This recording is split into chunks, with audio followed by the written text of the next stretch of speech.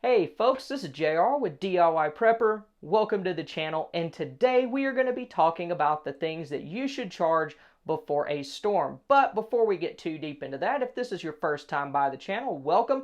And if you've been by here before, welcome back.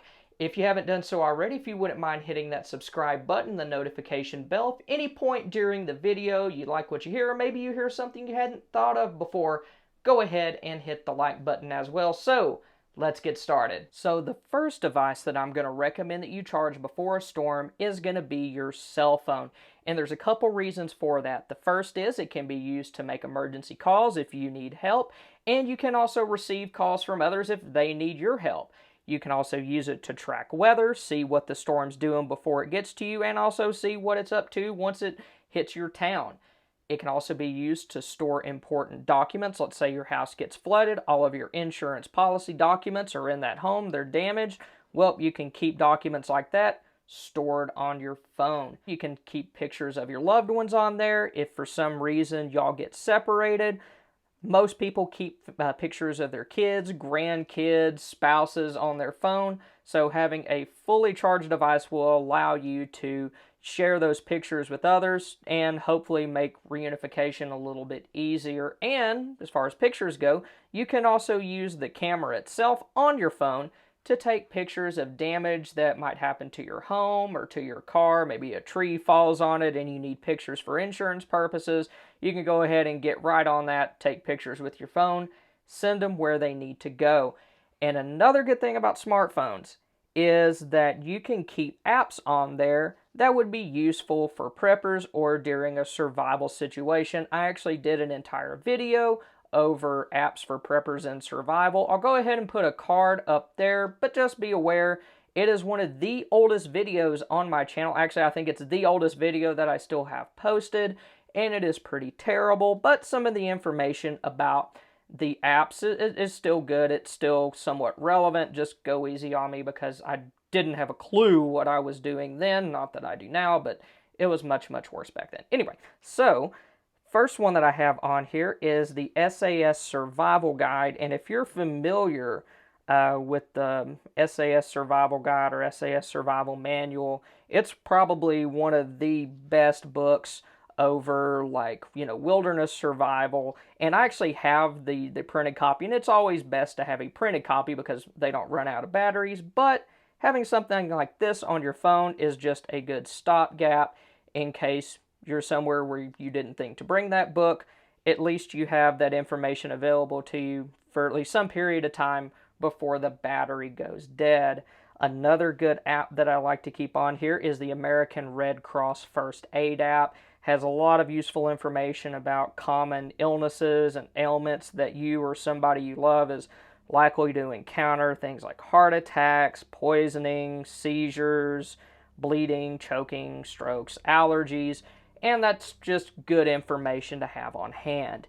And once you get your phone charged, it's always a good idea to go into your settings, find where you can turn on low power mode, and go ahead and do that. That's going to shut down some of the less essential functions on your phone so that you'll be able to preserve that battery power for what you actually need it for and avoid binge playing Angry Birds or whatever game people are playing now, because I don't play games.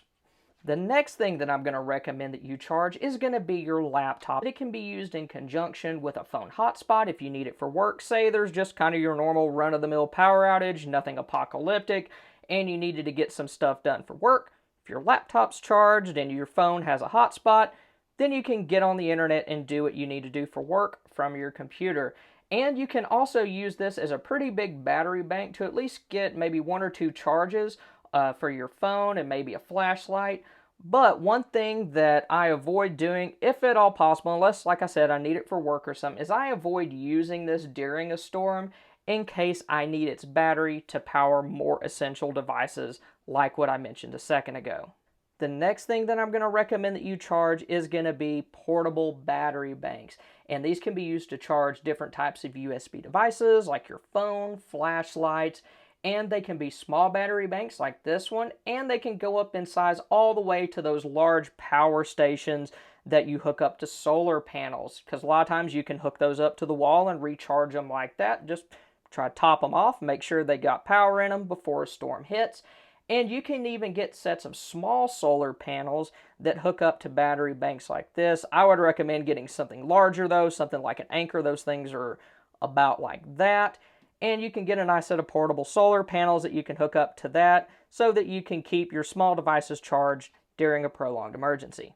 If you have any, it's also a good idea to go ahead and recharge any rechargeable like AA and triple batteries that you may have. I love rechargeable batteries. They reduce waste, they save money over time, and the brand that I like is called Eneloop. I've had this set I think for over 2 years now, and all the batteries are still working great.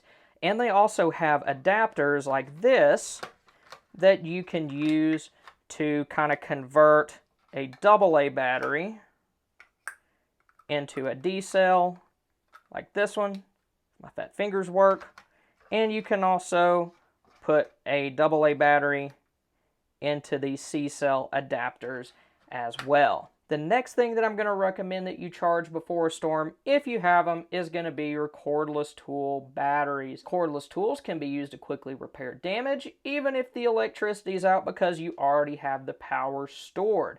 And in addition to being able to run things like drills and circular saws, they can also power lights and fans. And a lot of companies like Milwaukee, Makita, DeWalt, and then even some of the smaller companies, they have accessories that you can use to attach to the batteries that can charge USB devices like this one here. It is actually controlling the overhead light that I'm using to kind of give my overhead filming station a little bit more illumination so it doesn't look like I'm doing it in a dungeon. And also, you don't want to forget to recharge things like flashlights, lanterns, and headlamps.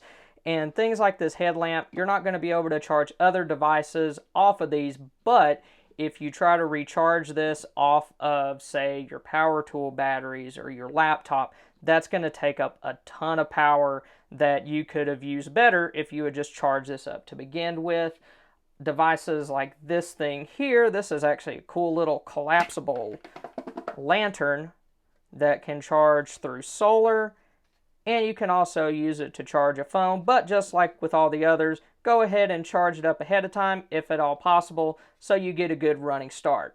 The last thing that I'm going to recommend that you charge before a storm are going to be rechargeable radios. Things like weather radios, or even if you have rechargeable two-way walkie-talkies, those are a good idea to charge while you still have power. And even ones like this one that have multiple power options, you see it has solar, it can also run on battery power or the hand crank.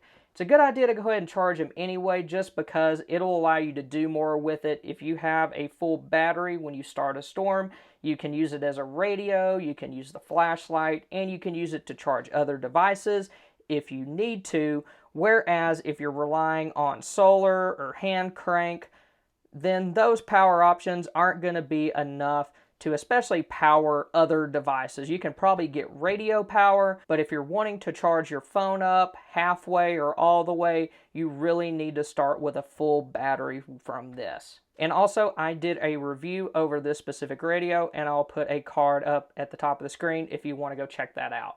And even though this might seem a little bit obvious, you always want to have some way to charge your important devices.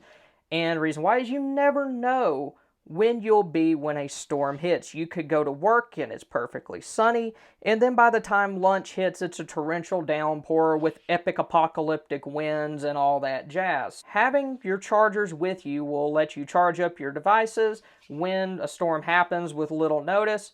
That way you make sure that you have kind of a good running start to deal with whatever you need to during a storm. And a lot of people wonder if it's okay to charge devices while a storm is going on, and my advice is to avoid that as much as you can, just because lightning can damage electronic equipment that's plugged into walls. So try to have everything charged and unplugged by the time that the storm begins.